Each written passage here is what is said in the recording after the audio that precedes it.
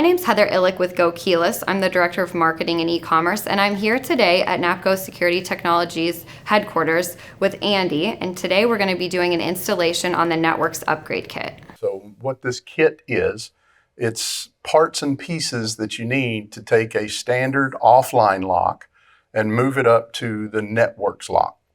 So I'm going to show you the parts, and then we're going to replace the parts that need to be replaced.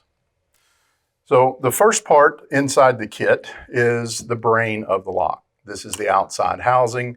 It has the keypad and prox reader if that is what you want. That's one of the nice things about this kit. I can take a keypad only lock, a DL2700, and move it up to a lock now that we're using prox, and we have scheduling, and we have all of the benefits of one of the higher tiered locks, so with little cost. We also have the inside housing, which is what houses our radio.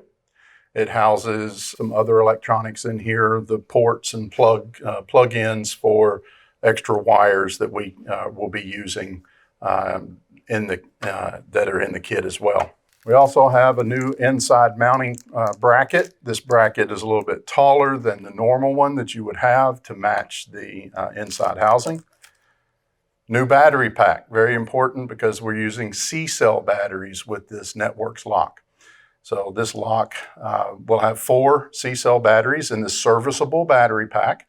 Just remove the screws, regular alkaline batteries. And we're going to get about a 5-year battery life out of this battery pack. Of course, all of your assorted screws for mounting the lock. We have the wiring. The wiring is for the outside power, for remote release, and then we also have a relay that we can activate. We have the tail pieces for the cylinders. So if we're going to replace the cylinder that's in the lock with something different, you have to have our special tail piece. And then we have some silicone lubricant and some tape to hold the batteries in place. Now the other thing, which is, in my opinion, is the most important thing, is the instructions. Okay, we have a mounting template that you can use. This also has the identification card for the radio that's in the lock. This identification card will have the serial number, the model number, and then an area for the installer to write where this lock is actually installed. So was it installed on the front door? Was it installed on the back door?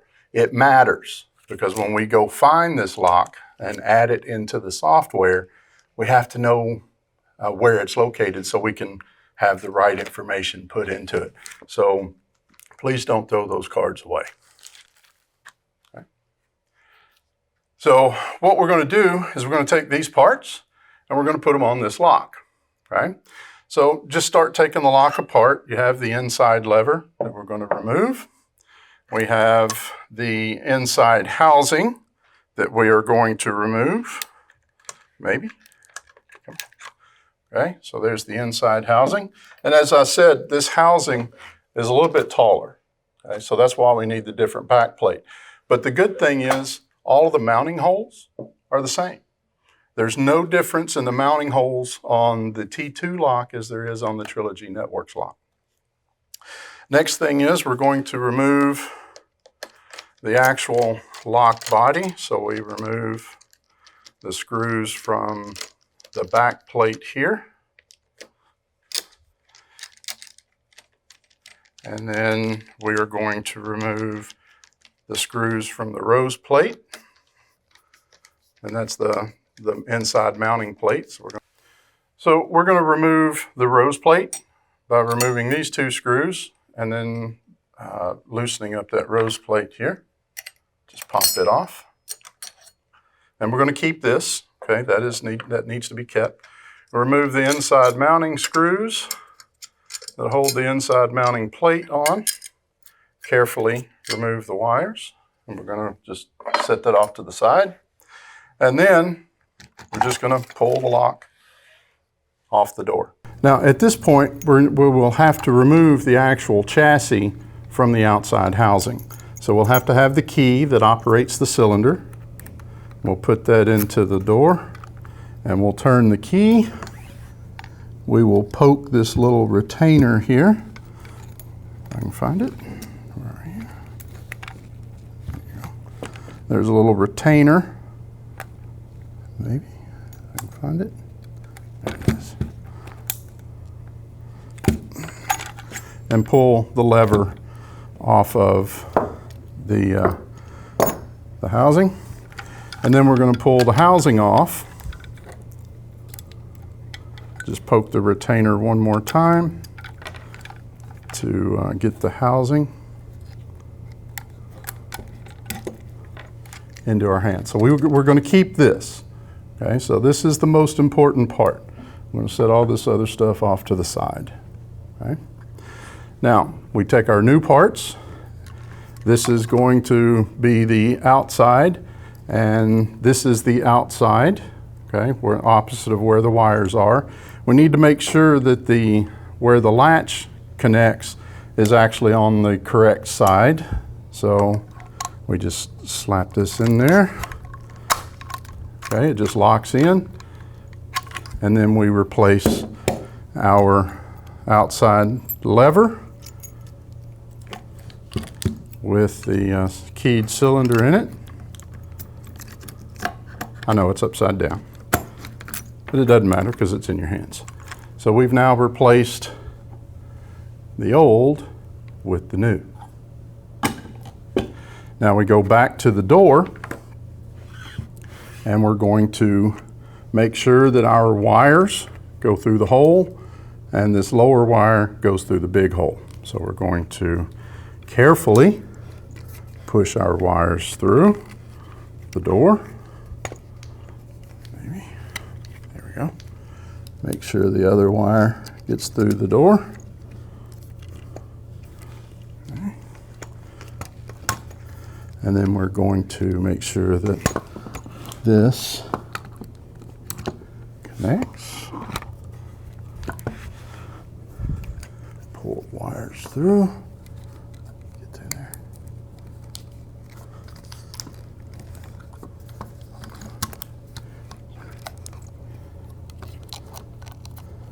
This is a little difficult, but not too bad.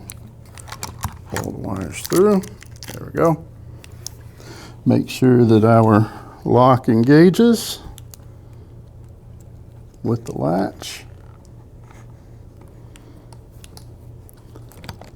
There we go. And just slides on. Okay. Now we take our inside mounting plate, open the package, take out the screws that come with it. Set that off to the side. Now that does matter which way this goes, okay? This is the bottom, this is the top. So you want the little arms here on the bottom, and your wires are going to be coming through this hole here. So we will slide the wires through the ribbon cable. And then, you're going to line up these holes with the through posts. And then you will just make sure you start these by hand. If you're going to, I always prefer a manual screwdriver. That way you don't strip the screws, you don't over tighten the screws. So what I like to do is leave these screws a little bit loose, so I have a little bit of wiggle. That'll be important when we go to add the inside plate. Now we also have our rose plate here. And make sure that the wire goes through either one of these slots. Okay. Then you will take the two rose plate screws. And again, I'm going to use a manual screwdriver instead of the drill with the screwdriver bit. I like using it to take things off, not to put things on, because you can over tighten. I don't want to over tighten these screws, especially on this rose plate, because if I over tighten these screws, then the inside lever will not return after it's been used to exit the door. So I'm going to tighten this up. You just want it tight enough to where the lock doesn't wiggle on the door. That's bad if the lock wiggles on the door. So just a couple of turns. And again, just hand tight, okay? So lock is good and tight on the door. Now I'm going to take the inside housing. I'm going to remove the battery cover with the 2 screws. Just remove those. Now this is Lexan, this is not metal, so when you go to tighten this up, please don't over tighten it because you will end up cracking the mounting location of the screws. So we're going to run our ribbon cable through and our motor wire through. And then we're going to slide all of this on to the door and it'll snap in. Okay. So the reason that I like to leave those 2 screws loose is because there are 2 mounting screws at the top that are inside the package with all your screws. Those you can snap them if you cross thread them. So I like to leave that plate a little loose, that way I can wiggle it into place. Inside the package are a couple of longer screws. These are the screws that go in around your inside lever that actually hold the door, or the lock on the door. Okay. So again, a manual screwdriver, and just tighten them down, just hand tight. They do have blue Loctite on them from the factory, so they should not vibrate loose. So just again, hand tight. Don't use the drill with the screwdriver tip. Okay, so that's on there. Now my inside lever, we're reusing. I just snap it on. You'll hear it go click. So what I was talking about was tightening those screws. If they were too tight, this would not return. Okay, we don't want that to happen. And plug in our cable here, the orange to orange. And it does matter. You see there's a little tip here on this end, and then there's a clip on this end. So you want to make sure that they go together. Oops, forgot one thing. Forgot to plug this in. That's very important. So we're going to pull this off again. Got a little hurry. I know somebody would probably be looking at this video and saying, you forgot something, Andy. Yes, I did. So again, I don't mind using drill to remove, but not to tighten. Okay. So we will take this off. Now this cable, the ribbon cable and the motor wire have to be connected to the electronics. So the ribbon cable connects on this long bar here. It goes one way. So you just snap that in place. Now there's 2 sets of cables here, okay? So this motor wire has the female end. So I can't plug it into a female end, so I plug it into the male end over here. Okay, the other one is for the battery pack. Now we get to put all this back on. Nothing like doing it twice, right? Okay, so we're gonna make sure all of our wires are out of the way. And now we're going to put our screws back in.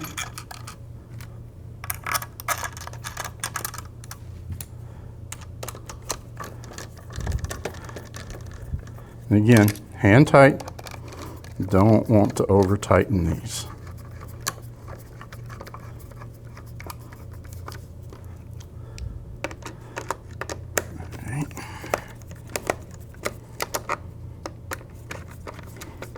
There we go.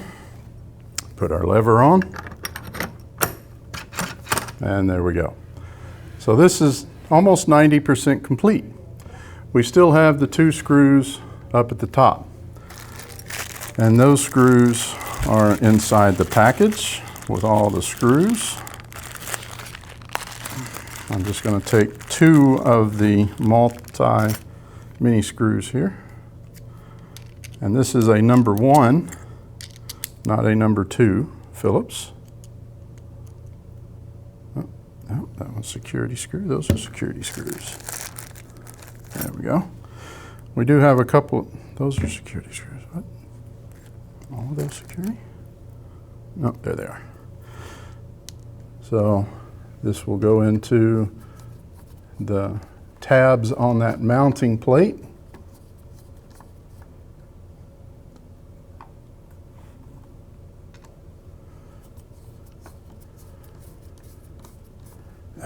No, they won't. All right.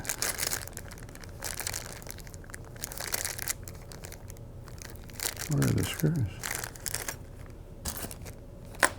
I guess I'm going to have to use these.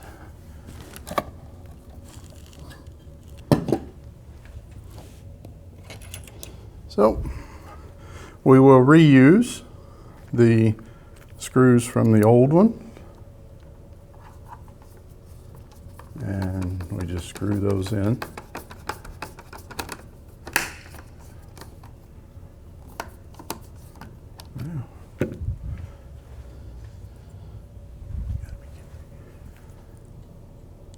No.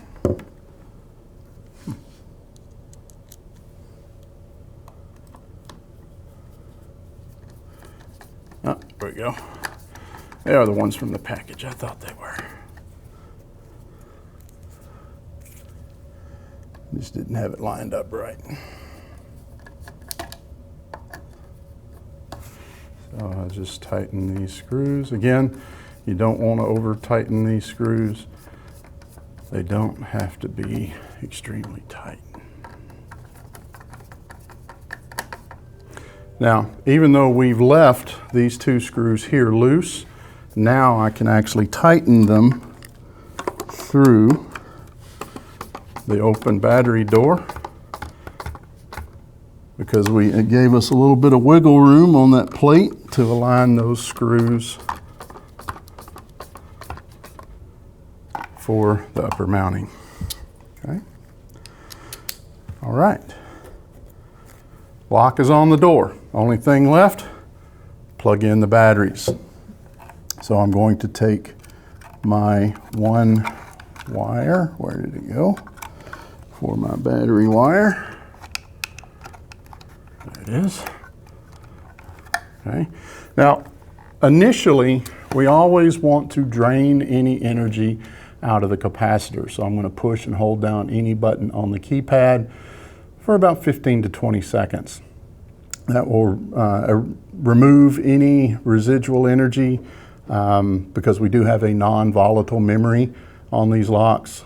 These are tested at the factory, so we're removing all of that energy from the last time it was powered up. We remove the fingers from the button, we take our battery pack, plug it into the lock. You hear the beeps, push and hold the AL button until you hear the second set of beeps, and release. Now the lock is defaulting. It's returning back to factory default. Once it beeps at me a couple of times, there we go. And now the lock is back to the factory 1, 2, 3, 4, 5, 6. Now you can go either program it manually at the lock if you want to. You can use it with the DL windows and a USB gateway or an RJ45 Ethernet cable on our gateways, or you can go into the air access, which uses a cellular network and a gateway, up to 6 actually, and then we can use it in that system as well. So this is what the system we're going to be covering as far as how to add the lock to the software through the cloud, and how to actually program the lock.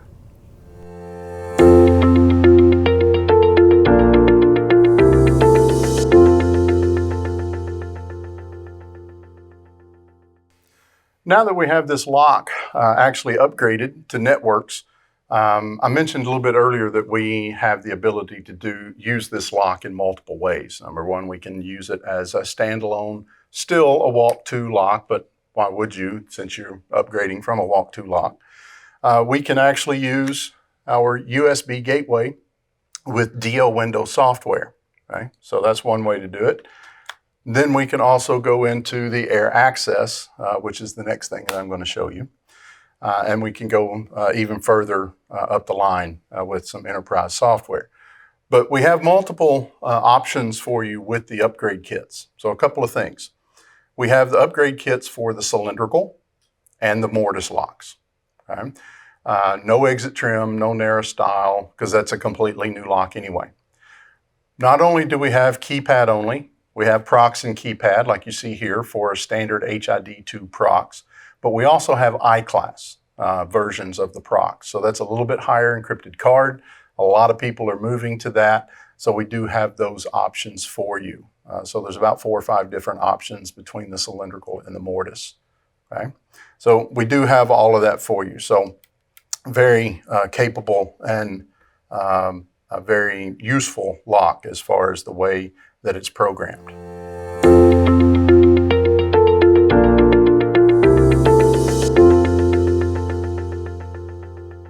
Now we need to go into the DO window software and we can discover that lock. We are adding it to the account so we can program it with the software. So we go into our gateway config section, and then we find the gateway that lock needs to be associated with, and we ask it to discover that lock. So the process is the gateway will go out, find all of the locks that are factory defaulted. It is very important that you factory default the locks, and it will bring back all of the locks within range, about 100 to 120 feet. Now you notice that there are a couple of PDL 6200s here, which is the lock that we upgraded. And we need that yellow card. It's very important. If you remember, I mentioned that yellow card. So we need to find the serial number for that lock that we want. This is the one here. And then we click on Assign. Once that lock is configured and added to that gateway, then we will need to link the two pieces together. We need to link the actual lock with a profile that we have already created over here on the left side of our screen. So I'm going to scroll down, and there's my PDL 6200 lock profile. So we click on that, we click on the serial number, and then the two are linked together. Now the process is simple. We just go in, we program the lock, and then it's ready to be used.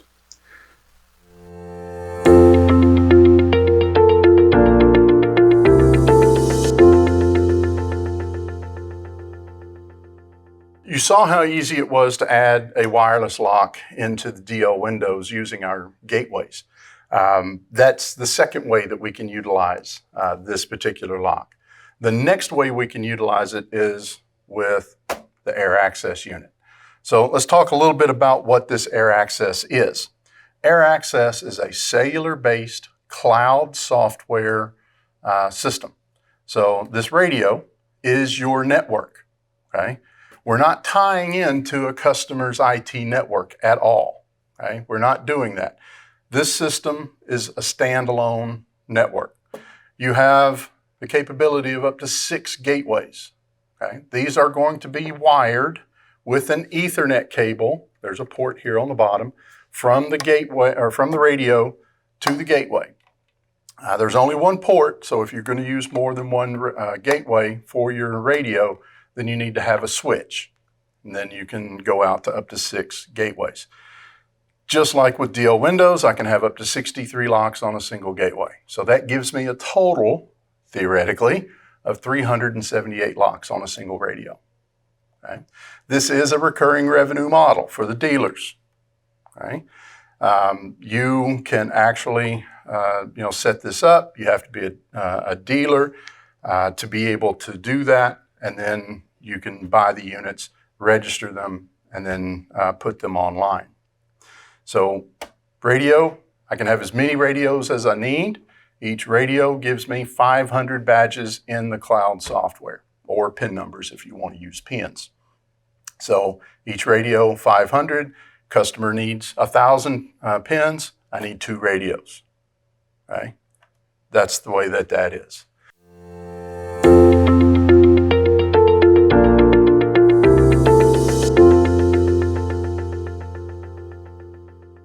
Now I'm going to show you how to add that PDL 6200 Networx lock that we upgraded from a DL 2700 Trilogy. We're going to add this into Air Access. So the configuration is pretty simple. So I'll go under the configuration window and then click on wireless configuration. So this means that we are going to go in and we're going to discover any lock that we want to add into this system. So you see my gateway here at the top and any locks that I already have on the account, if any. And then I just click on Discover Locks. Tell it how many locks I want to discover, and then click on Discover Locks. So this is going to find those locks that are factory defaulted within about 100 or so feet of the gateway that we have connected to the Air Access radio, cellular radio. And then we need that yellow card that I mentioned a little bit earlier. You will find that serial number, and then we will change the lock name from that serial number to whatever we need to name that. And then we put a check mark in that box and we click on Add Lock. Now this will change the firmware from Networx, DL Windows and Networx, over to Air Access. So once this lock has moved over and the firmware has been changed, it can never go back to Networx. Okay? So it's always going to be an Air Access lock. So once it gets the firmware and everything changed over, we will see the box here say that it has been completed and been added. Okay? And then we click close on there and you can see my new lock here at the bottom. Now there's a lot of configuration that you would need to do from at this point. The lock is not really ready to be used because there's nobody added to it. So you would need to go in and add your different personnel with either their badge or a PIN number. There's some configuration of the lock that you need to do under the configuration and then readers section here. If you are going to use pins, then you will need to activate the pin pad because this lock has both a prox reader and a keypad. The keypad is automatically disabled, so you would need to go in and enable the keypad so you can use a pin only. Now this system, just so you understand the differences between Air Access and DL Windows, this system offers you the capability to have notifications, real-time notifications of different types of events, such as a low battery alert if the batteries on the lock are low, the door that's been propped open, a door that's been forced open. So there's a lot of different events that we can actually have sent by text or email. This software is near real time, meaning that those high priority events that are pushed back from the lock to the cloud, they will show up under the events and controls, events and pending alerts, and they'll be down at the bottom. Okay, so at the top, you'll see all the alerts here that we have, and then any that came in later. Since the last time we were in the software, they'll be down at the bottom. So all of that information is here. Okay. So this system is really, really easy to utilize and to operate. Um, but if you would like to have more information on the air access system, you can contact Go Keyless and they will help you get a system set up for you. Thanks, Andy. That was really simple. If you'd like to upgrade, get in touch with Go Keyless today.